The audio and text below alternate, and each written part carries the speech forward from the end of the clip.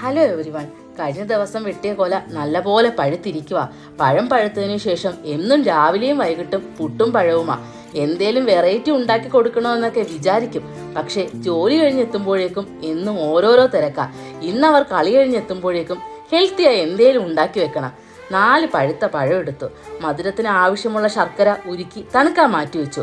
പഴം നല്ലപോലെ ഉടച്ച് ഉരുക്കിയ ശർക്കരയുമായി നല്ലപോലെ മിക്സ് ചെയ്ത് 2 ഏലക്കയും ചേർത്ത് മിക്സിയിൽ അരച്ചെടുത്തു.